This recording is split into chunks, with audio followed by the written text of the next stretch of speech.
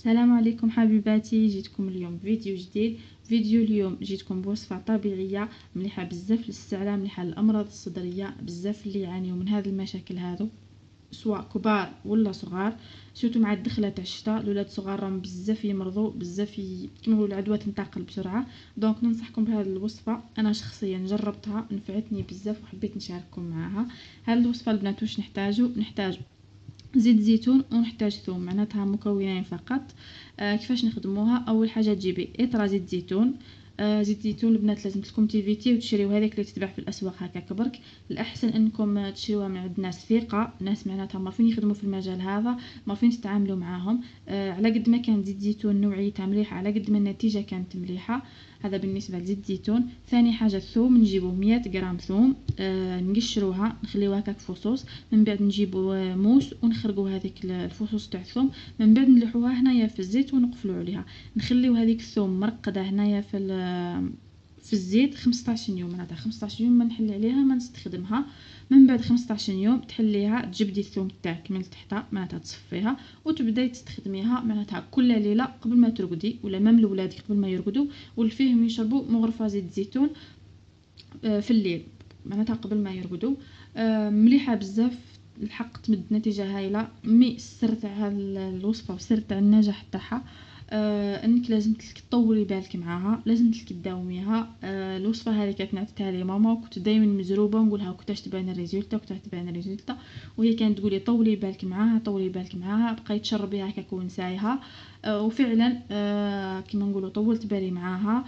داومتها، انا مشربتها لولادي، معناتها داومتها لهم صيف شتاء خريف ربيع، معناتها دائما كل ليله نشرب لهم مغرفه زيت زيتون.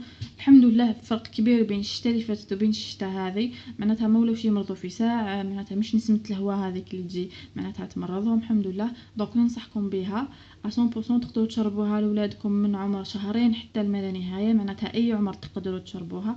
كما قلت لكم السر نتاعها فقط انكم لازم لكم تداوموها، معناتها كي تشوفي ديجا القرعه نتاعك لحقت للربع هنايا، ديجا عاودي خدمي وحده جديده رقديها، وهذاك هو كما نقولوا شربيها ونساوها. وكلنا تربينا على زيت زيتون، كلنا عم بالنا لما نفعتكش مش حتضرك. دونك هذه بالنسبه لزيت الزيتون. نص تاع الفيديو راح نكملوا نصائح بالنسبه للامهات اللي عندهم ولادهم صغار، كيفاش ممكن انهم يفيتيو انتقال الامراض، انتقال العدوى تاع السعله والصدره والحوايج هذو في الشتاء. اول حاجه لازم تديري في بالك انك لازم تفصلي بين المغرف تاعهم الكاس، معناتها كل واحد تكون عنده حاجته بوحده باش تقللي من الانتقال تاع العدوى هذه. بالنسبه للماء ننصحكم بهذا الكيسان هذو. بون الكيسان هذو بلا انه كيما نقولوا العدوى تاع المرض، وهذه كاين نوعيه من الولاد ما يشربوش بزاف الماء، معناتها لو كان ما تتفكريش انت تقولي له هاك تشرب الماء هو ما يتفكرش، خاصه في البريود هذه بريود تاع الشتاء، معناتها ما يعطشوش بزاف.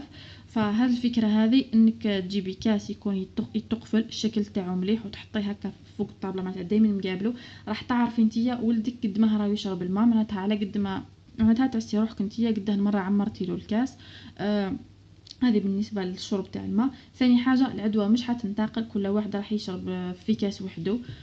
هذو راهم متوفرين البنات بريسك بارتو. السعر تاعهم واحد 15,000 حتى 20,000 كل واحد كيف راهو يبيع فيهم.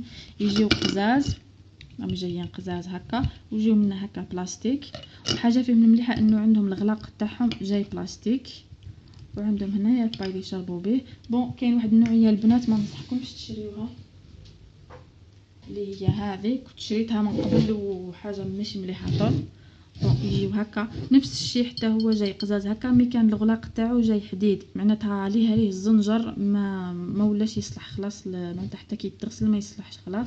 دونك ننصحكم بالنوعيه هذو اللي يجي الغلاق تاعهم بلاستيك.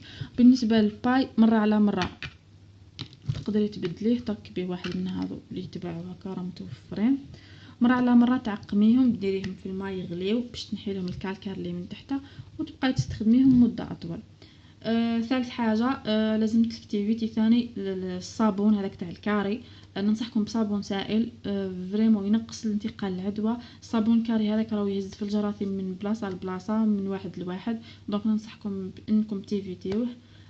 فوالا البنات، هذا هو الفيديو تاع اليوم، ان شاء الله يكون عجبكم، ان شاء الله نكون فدتكم. ما تنساوش اذا كان عندكم اي تعليقات اي استفسارات على هذا الموضوع تخليولي تعليق لتحت، ومشكورين على المشاهده.